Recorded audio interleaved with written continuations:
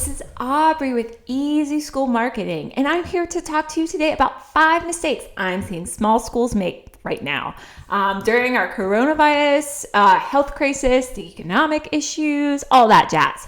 So I'm here to talk to you about that. And why am I here to talk to you? Because I want to save you time and money, and I want to make sure that all these small schools are not only surviving, but thriving during this time, which I totally believe you can do with the right strategy and the right focus and taking massive action. So mistake number 1 I see is a lot of schools are in cutting back money right now, which obviously you need to look at your expenses and do that. But they're not understanding that sometimes you need to spend money to make money. For example, if you have your teachers are all burning out and you are thinking, which we all should be, how am I going to generate more revenue beyond tuition and camp? How am I going to generate more revenue beyond my local area? Yes, we need to be doing this. And you're like, my teachers, they simply can't take on more, understandably, because those teachers are magical and amazing. We don't want to burn them out. What do? You say, oh, I guess we can't launch this X, Y, and Z online tutoring program. Fill in the blank. We can't launch this course. We can't launch this membership site to nationwide. So blah, blah, blah, blah. All these things of why we can't do this because we don't have X. Instead of thinking, hey, if we paid someone X an hour, and they were able to produce this, we would make Y. And you see that there's profit. Like, we would make X profit. Okay, well, then it's worth hiring someone else. Then it's worth thinking about that. So often we're cutting expenses, but we're not thinking how to strategically spend to generate revenue. And I see this a lot with marketing. It's like, let's cut down our marketing costs. Yes, you can cut down some areas, but when it comes to creation and generation of revenue sources, that is not the place to cut back right now, my friends. The clients I'm working with who are strategically working to generate revenue are seeing results. So let's make that happen.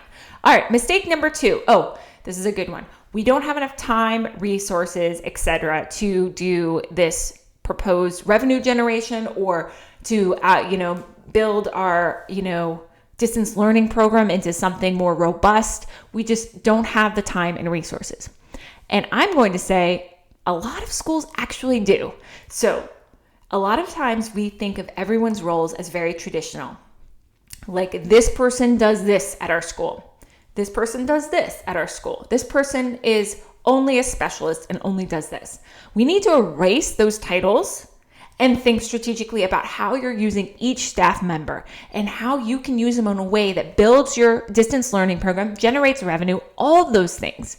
And you'll find that if you use your staff strategically, you'll be able to do that. So every single staff member should be looked at. What can we take off their plate? What can we put on their plate that's right now more meaningful and more necessary to move us forward? The third one is, this is going to be unpopular. I know it is, but I got to say it because I want to help you all. So, and I've heard this spoken by a lot of people. I read an article in NAIS recently that brought this up as well. And I'm so glad they did.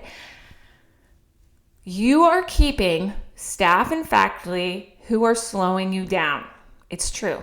Or jeopardizing your mission. So we might like Betty, and she's amazing, and she's got the heart of gold, and, just lovely. She always brings in, great cupcakes and treats and has a kind word for everyone. Is Betty amazing? Yes. But if Betty can't do the technology and Betty is unwilling to take on more responsibilities, or if Betty isn't doing the job that she needs to do and you or your administration are having to pick up the pieces or talk to the parents, then Betty is costing you money and Betty is jeopardizing your mission. So it's thinking strategically about every single person on your staff. Are they a revenue generator? Are they helping move your mission forward? Could someone else do their job better? If the answer is, if you're looking at those answers and you're really thinking, don't know if they're actually worth what we're paying them and all sorts of things, then you need to have some tough conversations and make those decisions ASAP. Okay? Because you need people who are on your team. It is not going to get easier before it gets better. It is absolutely not. We're heading into the fall. We have a lot of uncertainties. Okay? We need team players. We need people who are willing to say, what can I do to help? How can I get the school to this, goal? What can I do to generate more revenue? These are the people you need on your team. And so, we're all a family in independent schools, but sometimes, you need people who are, you really all the time, you need to be hiring people on your team who are doing those things, who are moving your mission forward, who are team players, who are willing to say, hey, I can take this idea and run with it. And they will, and they'll do a great job. All right. So that was number 3. That was a long one. Sorry, guys. And then number 4 is, I think it's really challenging right now to think about the future. And a lot of times schools don't like to talk about things or mention things to their parents or prospective parents until they're certain that things will work out and that it's a proven guaranteed thing. However, we live in a different time right now. And that time is full of uncertainties. What will we do in the fall? How will we schedule classes? How will we do this, and this?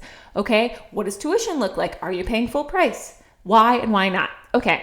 And now is the time to address every single elephant in the room. I'm seeing a lot of schools do this really well with webinar town halls, and for both their current and their prospective families, where they're taking the elephant by the horns, I guess elephants, the tusks, and they're addressing each elephant, and they're saying, this is what we have planned. This is what we're doing. This is why, here's our state of the school. This is why it's important. I mean, a lot of parents don't even understand why it's important to invest and pay their tuition, much less what the school's situation is. It's now the time to have those transparent conversations. People will appreciate it, and they'll be behind you more if you're transparent about where you're going, what you're doing, and how you need them to support you. So that was mistake number 4, that they're not really being transparent. Number 5 is, okay, well, this goes out. I think I say this all the time. It's really rethinking how you're generating revenue. I see schools still having the conversations about, how do we do value proposition for early childhood students ages 3 and 4? Okay, I agree you should be definitely doing value, probably working on that and getting testimonials from your parents about the value of your distance learning program for a 3-year-old. However, now is the time to say, look, the time and energy you're putting into selling a program that parents are doubting, instead of figuring out an alternative way to generate revenue, it's going to hurt you, because that you just have to bring in money now. You need an influx of money now and meeting the needs of the parents now. So what do parents need now? Ask yourself these questions. Do market research. What do they need now in your local area? What do they need nationwide? And how can you serve? And yes, you do always want to keep your programs open. And yes, you want to show the value proposition. But I hear so many people just saying, how do we sell this? How do we sell this? How do we sell this? When people aren't looking to invest what you're trying to sell.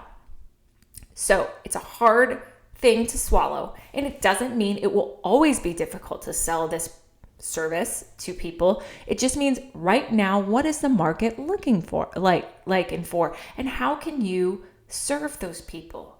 I'm working with a couple of clients, and some things that we're discussing are membership programs. Maybe your preschool is not preschool per se, but it's more like a membership program where they can access classes and stuff like that, but it's not a high pay tuition. That way you're keeping their credit card on file and you're engaging them in the school, so that when things do return to normal and they do really need childcare and you're able to provide it, then they can do that. So I hope this was helpful. Those were 5 mistakes I'm seeing a lot right now. I love to hear from you, and tell me what you're doing in your school to help make sure that you're moving it forward. Connect with me on LinkedIn. I hope to chat with you soon. Take care.